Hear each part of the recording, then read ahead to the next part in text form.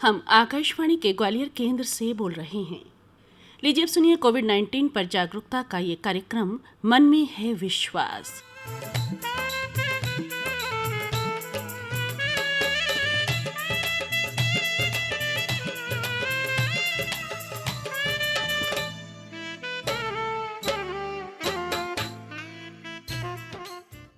कार्यक्रम के सभी श्रोताओं को आभा गुप्ता का नमस्कार। श्रोताओं, जब से कोविड-19 का संक्रमण आरंभ हुआ है, हम सबका रूटीन बहुत बदला है। चाहे बच्चे हों, वयस्क हों या बुजुर्ग, सभी का रूटीन बदल चुका है। बच्चे पिछले करीब 5 महीनों से विद्यालय नहीं गए। कभी हमने सोचा भी नहीं था कि विद्यालय की इतनी लंबी छुट्टियां मिलेंगी। इसी तरह से घर के बुजुर्ग जो सुबह शाम सैर को जाते थे, अब घर में ही रह रहे हैं और कुछ हद तक बोर भी हो रहे हैं, क्योंकि बच्चे हों या बड़े, सभी को अपने हम उम्र साथियों के साथ गपशप करने में, बातें करने में आनंद आता है। और अब ये बातचीत या गपशप केवल फ़ोन तक ही सिमट कर रह गई है। गृहिणियों की बात करें तो घर का काम बढ़ गया है, क्योंकि सहायिकाएं नहीं आ पा रही हैं। इसके अलावा सहेलियों से गपशप भी नहीं हो पा रही है। मन चाहे शॉपिंग न कर पाने का दुख तो है ही। इसके अलावा दोस्तों, कार्यालयों का माहौल भी बदल चुका है। लंच टाइम में सहकर्मी एक साथ बैठकर ना तो लंच कर पाते हैं और ना गपशप। खैर दोस्तों, ये एक तपस्या है जो ज़रूर रंग लाएगी, क्योंकि कहा जा रहा है ना कि बदल कर अपना व्यवहार करें कोरोना पर वार। समय चलता रहता है और समय कभी एक सा भी नहीं रहता है, इसलिए ये समय भी बदलेगा और हम सब फिर पहले जैसे ही एक दूसरे से मिलेंगे, साथ बैठेंगे, गपशप करेंगे और साथ बैठकर भोजन भी करेंगे। तो श्रोताओं, आइए संकल्प लें कि जब तक कोरोना वायरस का संक्रमण खत्म नहीं होता है, हम इसके विरुद्ध जंग लड़ते रहेंगे अपने अपने हिस्से की। और आइए अब कार्यक्रम में आगे बढ़ें और आपकी मुलाकात करवाएं हमारे पहले मेहमान डॉक्टर एस यादव से। विटामिन डी की कमी के लक्षण क्या हैं? इसकी कमी से स्वास्थ्य संबंधी क्या समस्याएं हो सकती हैं? जोड़ों के दर्द से कैसे बच सकते हैं? और मेनोपॉज के बाद महिलाएं किस तरह कैल्शियम की आपूर्ति अपने शरीर में करें? इन सभी बिंदुओं पर हमने डॉक्टर साहब से बात की। Doctor S Yadav associate professor हैं, अस्थि रोग विभाग, जया रोग्य अस्पताल एवं जीआर मेडिकल कॉलेज ग्वालियर में। तो लीजिए सुनिए अस्थि रोग विशेषज्ञ डॉक्टर एस यादव से की गई ये बातचीत। डॉक्टर साहब नमस्कार। नमस्ते। कार्यक्रम में आपका स्वागत है। बहुत धन्यवाद मैम आपका। डॉक्टर साहब, कोविड-19 के संक्रमण के कारण जो घर में बुजुर्ग हैं या बच्चे हैं वो बाहर नहीं जा रहे हैं। आजकल बच्चे ना तो बाहर मैदानों में खेल पा रहे हैं और ना स्कूल जा रहे हैं, तो इस वजह से सूर्य की जो रोशनी है वो ना बुजुर्गों को मिल पा रही है ज्यादा, ना बच्चों को मिल पा रही है। तो ऐसे में क्या उनके शरीर में विटामिन डी की कमी हो सकती है? क्योंकि हम सब ये जानते हैं कि सूर्य की रोशनी जब शरीर को मिलती है तो विटामिन डी शरीर में बनती है। बहुत अच्छा क्वेश्चन किया आपने, जो कि काफी बड़ी प्रॉब्लम है, जो अभी काफी मैं एज ए ऑर्थोपेडिशियन पेरेंट्स और बुजुर्ग लोगों में और बच्चों में देखने को भी मिला जी। पहले अपन बात करते हैं बुजुर्ग की, जी। पेरेंट्स की, जिनमें क्या क्या प्रॉब्लम हो रही है इस पीरियड में, और फिर बात करेंगे अपन बच्चों की। वैसे भी इंडिया में काफी मोस्टली पॉपुलेशन में बहुत ज्यादा डेफिशिएंसी है। ज्यादातर पॉपुलेशन अगर टेस्ट कराएंगे तो बिलो रेंज में मिलती है, नॉर्मल रेंज 30 नैनोग्राम से कम ही मिलता है जो फीमेल में। और इस दौरान में क्या हुआ कि जो भी पेरेंट्स या सारे लोग लॉकडाउन में रहे तो वो घर से बाहर नहीं निकल रहे, बिल्कुल। तो उसकी वजह से काफी कुछ विटामिन डी की डिफिशियंसी मोस्टली हुई है लोगों में। विटामिन डी अपना जो कैल्शियम है उसकी डिपोजिशन को बढ़ा देता है बोन्स में, और मैग्नीशियम और फास्फोरस इसके भी जो कंसंट्रेट उसको रेगुलर मॉनिटरिंग करता है, जिसकी वजह से बॉडी की जो बोन्स हैं वो स्ट्रांग होती हैं, मसल्स हैं इसमें कैल्शियम की जरूरत होती है, मैग्नीशियम फास्फोरस वो स्ट्रांग होती हैं। और दूसरा विटामिन डी डिफिशियंसी का जो रोल है आपका इम्यूनिटी को डेवलप करता है। अच्छा। कार्डियक प्रॉब्लम को भी प्रिवेंट करता है। अच्छा। इस समय तो डॉक्टर साहब इम्यूनिटी की बहुत जरूरत है, क्योंकि कोविड-19 के संक्रमण से बचने के लिए भी मोस्टली जो लोगों में जो सिम्टम मिल रहे हैं, जो बताते हैं हम कभी बार फोन से या जो पूछते हैं तो उसमें एक तो बॉडी में जैसे थकान महसूस कर रहे हैं लोग, उस पीरियड में कर रहे थे, अभी भी है, जी। थकान महसूस करते हैं, बॉडी में दर्द, बॉडी एक होने लगता है, लो बैक पेन है, लेग्स वगैरह में इसमें क्रैम्प से आने लगते हैं लोगों में। और नाइट में जो बोलते हैं कि नींद नहीं आती है, जैसे पैरों में एकदम क्रैम्प, या जो अपनी लैंग्वेज में बोलते हैं कि एकदम खिंचावट की महसूस करते हैं, अच्छा। धड़कन जैसी। हाँ हाँ। तो ये सब चीजें विटामिन डी की डिफिशियंसी के ये सारे सिम्टम हैं। जी। जो अपने बुजुर्ग हैं उनमें ऑलरेडी ऑस्टियोपोरोटिक बोन रहती हैं, जी। तो लोगों में ये काफी प्रॉब्लम शुरू हुई है, कंप्लेन करते हैं। दूसरा क्या है कि लोग मॉर्निंग वॉक करते थे, इवनिंग वॉक करते थे, बाहर जाते थे काम से, वो नहीं जा पा रहे, तो जॉइंट्स में भी स्टिफनेस देखने को मिल रही है। जी बिल्कुल। जो सबसे ज्यादा नी जॉइंट हुए, आपके शोल्डर हुए, इनमें भी नी जॉइंट में मोस्ट कॉमनली प्रॉब्लम देखने को मिल रही है, स्टिफनेस, क्योंकि घूमना कम हो गया, मॉर्निंग वॉक वगैरह। और विटामिन डी3 का मेनली जो सोर्सेस हैं, जो सनलाइट से मिलती है, जिसमें अल्ट्रावायलेट रेज रहती हैं सन से, जो डायरेक्ट अपनी स्किन पे पड़ती है, तो वो आपका एब्जॉर्ब होती है। ये vitamin D3 fat absorbable vitamin होते हैं। इसमें कम से कम आपको 5 to 30 मिनट्स के लिए एक्सपोजर चाहिए होता है। 20 मिनट्स से 30 मिनट तक अगर आप एक्सपोजर है आपका धूप का, तो उसमें ये कुछ एब्जॉर्ब होती है। तो काफी जो रिक्वायरमेंट है पर डे, बच्चों में 400 इंटरनेशनल यूनिट रिक्वायरमेंट रहती है, और एडल्ट में और प्रेग्नेंट वोमेन, इनमें लगभग 800 to 1000 इंटरनेशनल यूनिट की requirement per day vitamin D3 की होती है बॉडी अपने कैल्शियम एब्जॉर्प्शन बढ़ाने के लिए और बोन को स्ट्रॉन्ग बनाने के लिए। बच्चों में डॉक्टर साहब क्या लक्षण देखने में आ रहे हैं इसकी कमी? सिम्टम लगभग सेम ही है, वीकनेस है, दर्द है। और दूसरा, बच्चों में ज्यादा इसलिए बढ़ा है कि बच्चे बिल्कुल बाहर नहीं निकल रहे। बिल्कुल। लॉकडाउन खुलने के बाद बड़े लोग तो फिर भी बाहर जाना शुरू हो गया, लेकिन बच्चों का स्कूल भी बंद है, और उसकी वजह से बच्चों में ज्यादा प्रॉब्लम आ रही है। बच्चे आजकल इंडोर गेम्स इसमें ज्यादा बिजी हो गए हैं, तो सनलाइट तो बिल्कुल देखने को नहीं मिल रही, तो उसमें उन लोगों बच्चों में ज्यादा तकलीफ बढ़ रही है। तो इसके लिए मेरी यही सलाह रहेगी पेरेंट्स से कि बच्चों को कम से कम दिन में 1 घंटा या आधा घंटा, 1 घंटा आउटडोर गेम्स कुछ न कुछ शुरू करवाएं, और उसमें सनलाइट का एक्सपोजर बहुत जरूरी है। मैंने बताया कम से कम 10 to 20 मिनट्स तो मिनिमम चाहिए पर डे, जिसमें आपका फेस, लेग और आर्म, इनमें एब्जॉर्प्शन ज्यादा होता है बैक से। तो थोड़ा ये अपन आजकल जो कपड़े भी फुल पहने रहते हैं, तो उसकी वजह से भी एब्जॉर्प्शन नहीं हो पाता जी। और जिनकी डार्क स्किन रहती है, उनको थोड़ा सा ज्यादा जरूरत पड़ती है एब्जॉर्प्शन, उनमें थोड़ा सा लेट होता है, तो उसमें थोड़ा सनलाइट की ज्यादा जरूरत पड़ती है, एक्सपोजर ज्यादा देर तक चाहिए होता है। बच्चे भी थोड़े से चिड़चिड़ाहट सी भी महसूस करते हैं, पेरेंट्स बोलते हैं सर चिड़चिड़ा हो गया है, तो ये सब सिम्टम विटामिन डी डिफिशियंसी के रिलेटेड सिम्टम भी है।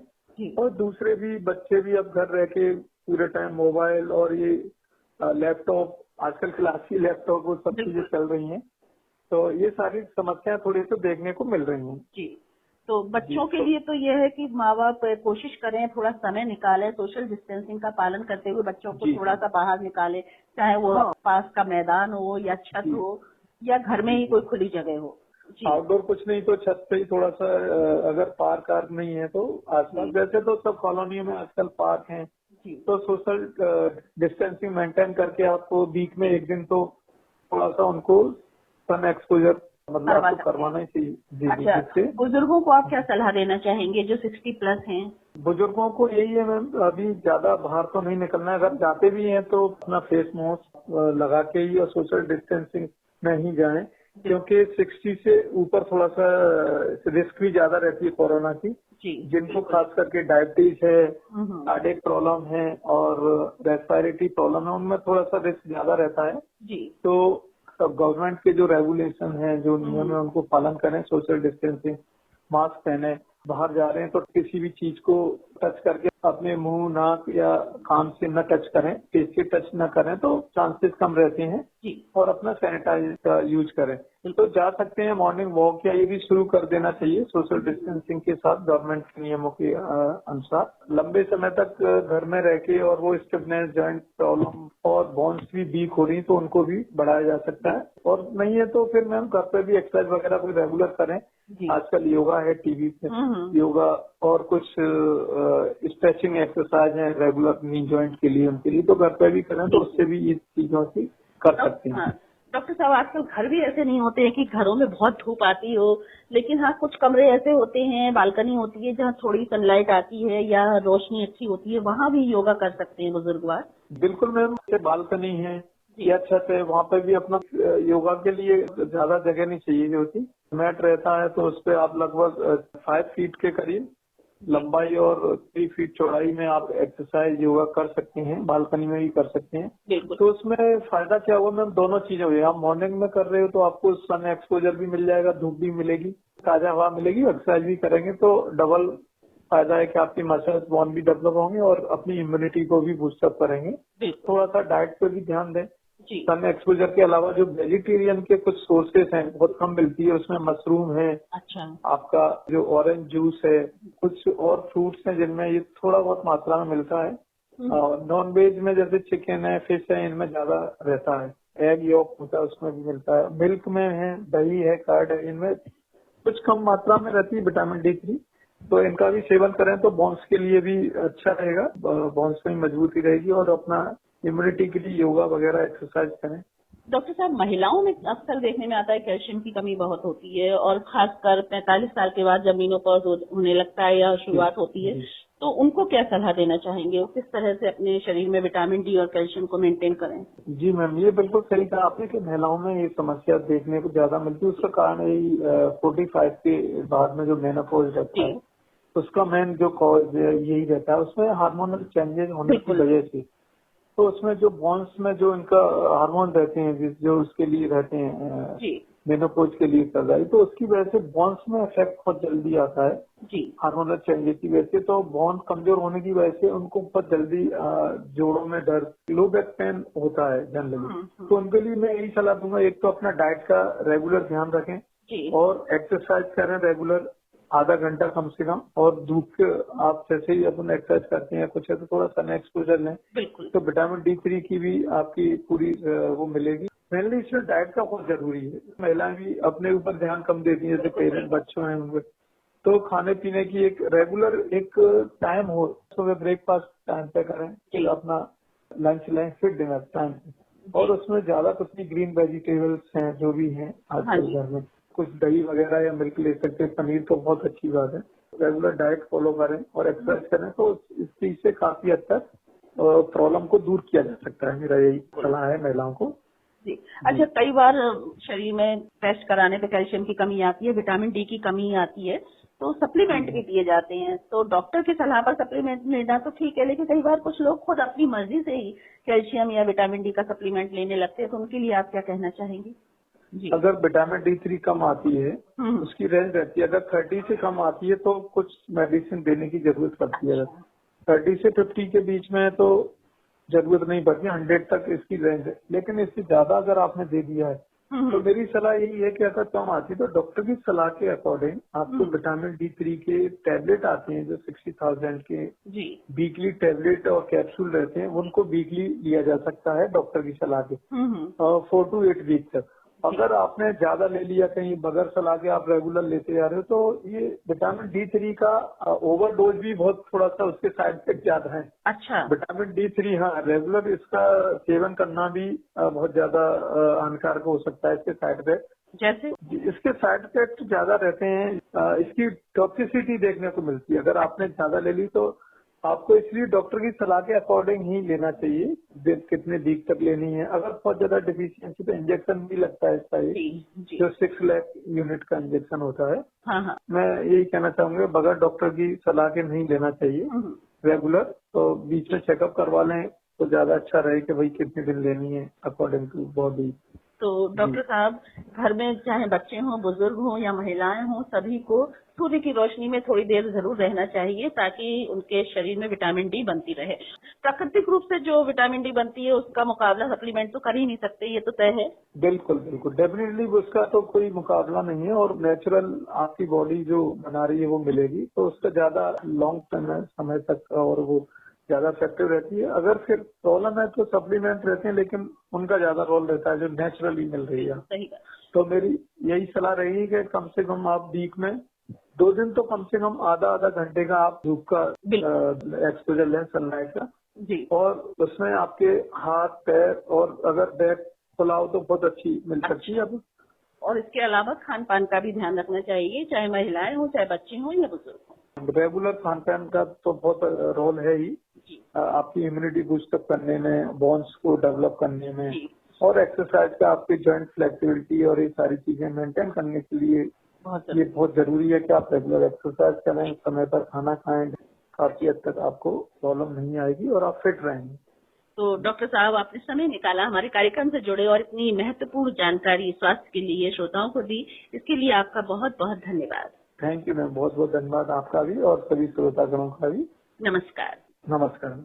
तो श्रोताओं, अभी आप सुन रहे थे अस्थि रोग विशेषज्ञ डॉक्टर सुरेंद्र सिंह यादव से की गई ये महत्वपूर्ण बातचीत। सूरज हमारी जिंदगी की धुरी है, बिन सूरज हम अपनी जिंदगी की कल्पना भी नहीं कर सकते हैं। श्रोताओं, कोविड-19 जागरूकता पर यह विशेष कार्यक्रम मन में है विश्वास आप सुन रहे हैं आकाशवाणी के ग्वालियर केंद्र से। दोस्तों, जैसा कि आप जानते ही हैं, कोविड-19 का संक्रमण मनुष्य से मनुष्य में बड़ी तेजी से फैलता है। एक जरा सी चूक हमें कोविड-19 पॉजिटिव बना सकती है। कौशल मुदगल एक स्थानीय समाचार पत्र में पत्रकार हैं। समाचारों के कवरेज के लिए ज्यादातर आप फील्ड में रहते हैं। सभी सावधानियां बरतने के बावजूद कौशल जी कोविड-19 से संक्रमित हो गए, लेकिन उन्होंने अपना मनोबल नहीं टूटने दिया। अपनी विल पावर और घर के सदस्यों के सहयोग से अब वो पूरी तरह से स्वस्थ हैं और काम पर लौट चुके हैं। हमने बातचीत की कौशल मुदगल जी से। लीजिए, आप भी सुनिए। कौशल जी, नमस्कार। नमस्कार।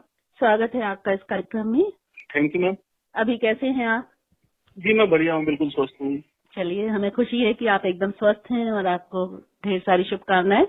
और जैसा कि हमने श्रोताओं को बताया कि आप कोविड-19 से संक्रमित हुए थे, तो आपको कैसे पता चला कि आप कोविड-19 से संक्रमित हुए? दरअसल मुझे 13 तारीख को फीवर आया था, 13 जुलाई को। जी। उसके बाद फिर पैरासिटामोल ले लिया था तो उससे फिर फीवर उतर गया था। 15 तक ऐसी दिक्कत नहीं आई।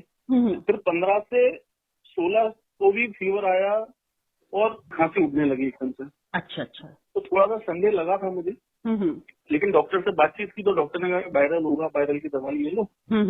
वायरल की दवाई ले ली थी मैंने, लेकिन 17 तारीख को मेरा खाने का बिल्कुल टेस्ट चला गया। अच्छा अच्छा। सूंघने की क्षमता चली गई। तब दिमाग में बैठ गया था कि हाँ कहीं ना कहीं कोविड घेर चुका है जी। मैंने 18 को फिर अपना सैंपल दिया था। अच्छा, रिपोर्ट 20 को आई, उसमें पॉजिटिव आ गया था। अच्छा अच्छा। तो आप पत्रकार हैं और आप लोगों को सचेत करते रहते हैं कोविड-19 के संक्रमण से कैसे बचा जाए, बचाव ही इलाज है। तो आप सतर्क तो थे, लेकिन कहीं ना कहीं आपसे चूक हुई होगी और लक्षण भी आप पहचानते ही हैं इसके। जी बिल्कुल, लगातार हम लक्षण के बारे में लोगों को बताते रहे हैं, लगातार अपनी खबरों के माध्यम से बात पहुंचाते रहे कि भाई डिस्टेंस मेंटेन करके रखा, मास्क और सैनिटाइजर का लगातार यूज करें। हम भी कर ही रहे थे लगातार। डॉक्टर्स तो खैर फ्रंट लाइन पर कोविड-19 पे जंग लड़ी रहे हैं और ये निश्चित उनके बूते पर ही हम ये जंग जीतेंगे। लेकिन पत्रकार हैं और पुलिस ऑफिसर्स हैं, प्रशासनिक अधिकारी हैं, सफाई कर्मचारी हैं, पैरामेडिकल स्टाफ है, ये सब भी एक तरह से कोरोना योद्धा हैं, क्योंकि आपने भी पूरे समय कवरेज बराबर किया खबरों का और लोगों को अपडेट रखा। जितने भी आपने डिपार्टमेंट्स और वर्कर्स बताए हैं, ये सभी फ्रंट फुट पर हैं जी।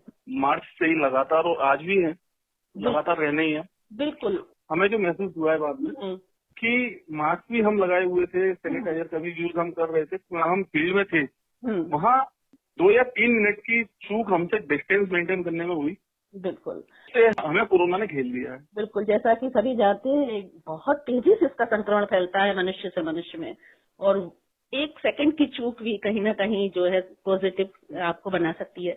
बहरहाल, जब आप कोरोना पॉजिटिव हुए, आपको रिपोर्ट मिली, तो अपने आप को यानी अपने नजरिए को आपने कैसे पॉजिटिव बनाया, कैसे अपनी विल पावर को स्ट्रॉन्ग किया? दरअसल जब मैंने अपना सैंपल दिया था तभी से टेंशन तो था थोड़ा सा, घर वालों को भी टेंशन था। घर वालों ने लेकिन मुझे 2 दिन लगातार एक ही बात समझाई कि अगर पॉजिटिव भी आ जाते हो तो इलाज ही कराना है, चिंता नहीं करना है। कारण क्या, हम लगातार देखते आ रहे हैं कि जैसे ही कोई पॉजिटिव आता है उसकी टेंशन बढ़ जाती है, वो एकदम से इतनी चिंता में चला जाता है, डिप्रेशन उस पर हावी हो जाता है। उस दिन मेरे साथ भी केवल 5 या 7 मिनट के लिए इतना हुआ था, लेकिन फिर घर वालों ने हिम्मत दी और मैंने सीधे डॉक्टर से बात की और डॉक्टर से बात करके हॉस्पिटल में एडमिट हो गया हूँ मैं। तो मैंने अपना इलाज शुरू करा दिया था उसी दिन रात को। अच्छा। फिर उसके बाद सबसे मेन काम जो रिकवरी के लिए था वो हमारी विल पावर का था। बिल्कुल सही। अगर हम हिम्मत हारते, जब डिप्रेशन हावी हो जाता है तो बीमारी की रिकवरी बड़ी मुश्किल हो जाती है। बिल्कुल सही बात है। और इस बीमारी का भय इतना घुस चुका है लोगों में कि इसमें आपकी विल पावर दवाई से ज्यादा काम करती है। कोई दवाई कुछ नहीं है, वो पैरासीटामोल और वो गले का इंफेक्शन, इनकी दवाइयां देते हैं डॉक्टर। हिम्मत से काम जरूर लेना चाहिए लोगों को। जी, लक्षणों के हिसाब से डॉक्टर दवा देते हैं ताकि राहत महसूस हो बुखार में या दर्द में, क्योंकि इसका इलाज तो कोई नहीं है, दवा भी कोई नहीं, सभी जानते हैं, और वैक्सीन भी अभी नहीं है। तो आपके घर के सदस्यों ने भी आपका सहयोग किया, आपकी विल पावर को स्ट्रांग बनाया। अच्छा, खान पान का किस तरह से आपने ध्यान रखा? कितने दिन आप हॉस्पिटल में रहे? मैं हॉस्पिटल में 14 दिन भर्ती रहा हूँ। अच्छा। और हॉस्पिटल से ही खाना आता था मेरा। हॉस्पिटल के बाहर ही वो रख जाते थे, मतलब वहाँ कमरे में बंद रहा हूँ मैं लगातार 14 दिन। वहीं हॉस्पिटल ही प्रोवाइड कराता था मुझे खाना, दवाई, गर्म पानी, हल्दी वाला दूध, काढ़ा, सूप, सारी चीजें। अच्छा। और स्टीमर भी उन्होंने दे रखा था ताकि भाप लगातार ले सकूं, तो गला खुले मेरा। अच्छा अच्छा। तो 14 दिन आपने अकेले कैसे काटे हॉस्पिटल के कमरे में? क्या आपके दिमाग में चिंतन चलता रहा? इस दौरान आपने क्या सदुपयोग किया समय का? जिंदगी के सबसे मुश्किल भरे दिन होंगे वो।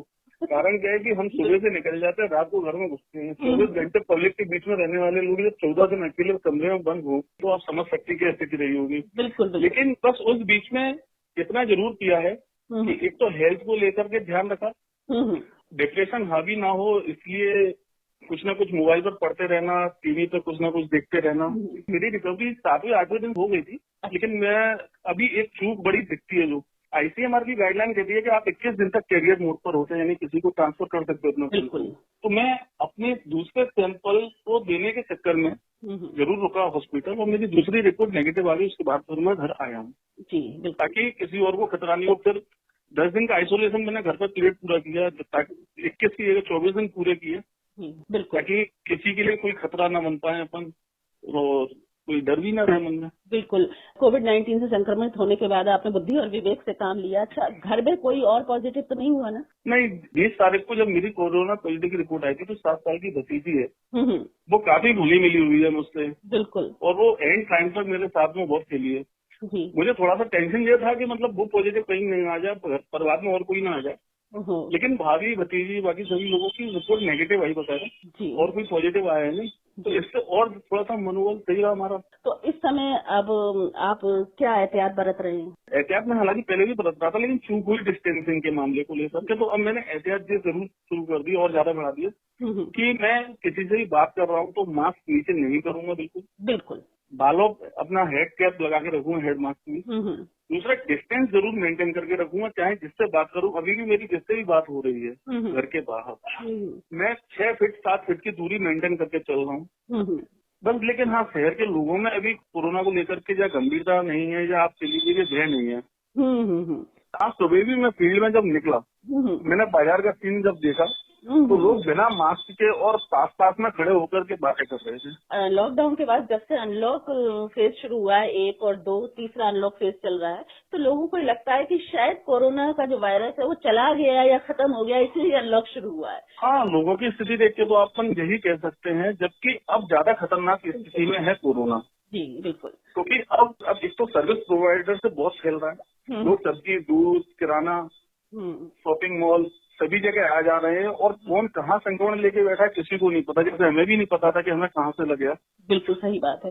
जैसे भीड़ का कोई नाम नहीं होता है, ऐसी भीड़ में कोरोना का भी कोई पेशेंट दिखाई नहीं देता है। सही बात है। अब आप फिर से अपने काम पर बाहर निकलेंगे खबरों की कवरेज के लिए, तो हमारे श्रोताओं से आप क्या कहना चाहेंगे? आप एक भुक्तभोगी भी है, क्योंकि आप कोविड-19 से संक्रमित भी हो चुके हैं। अपने अनुभव से मैं सभी से केवल एक ही रिक्वेस्ट करना चाहूंगा जी, कि बहुत ही जरूरी काम से तो घर से बाहर निकलें, और घर से बाहर जब निकलें तो सेफ्टी का पूरा ध्यान रखें, क्योंकि वो अकेले नहीं, उनके साथ पूरा परिवार जुड़ा होता है, उनके दोस्त यार जुड़े होते हैं।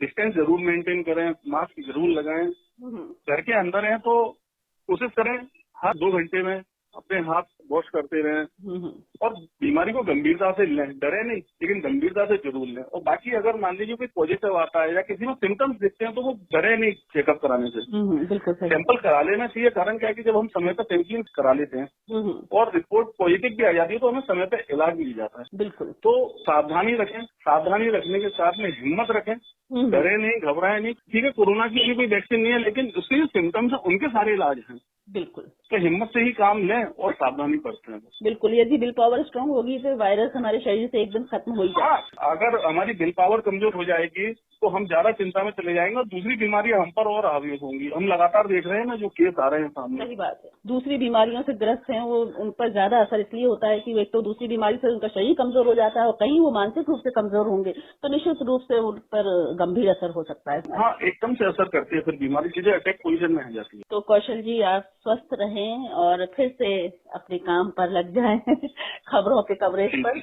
आप हमारे कार्यक्रम से जुड़े, आपने अपना अनुभव हमारे श्रोताओं के साथ शेयर किया, आपका बहुत बहुत धन्यवाद। नमस्कार। Thank you.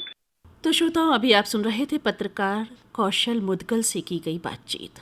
कोविड-19 से बचाव ही बेहतर है, लेकिन कभी अनजाने में किसी असावधानीवश कोविड-19 से संक्रमित हो भी जाते हैं तो अपने मनोबल को ना टूटने दें। कौशल जी से बातचीत का बस यही सार निकला। बहुत ज़रूरी हो तभी घर से बाहर निकलिए और बाहर निकलते वक्त मास्क ज़रूर पहनिए। अरे क्या कह रहे हैं आप कि कान बेचारे जिम्मेदारी के मारे अरे ये कान ज़रूर बेचारे हैं लेकिन अभी नहीं हारे हैं। हम महिलाओं से पूछिए, झुमके, बाले, रिंग, टॉप्स, कुछ ना कुछ तो कानों में ज़रूर पहनते हैं और फिर मास्क भी लगाते हैं और ज़रूरत हुई तो चश्मा भी पहनते हैं। तो कानों पर तरस ना खाइए, कोरोना वायरस से खुद को बचाइए। गांवों के सरपंचों के लिए कोरोना वायरस कोविड-19 से जुड़ी एक आवश्यक सूचना। दूसरे राज्यों और शहरों से वापस आए लोगों को कोविड-19 के बारे में ये जानकारी अवश्य दें। आपस में 1 मीटर की दूरी बनाए रखें। नाक, मुंह या आंखें अनावश्यक न छुएं।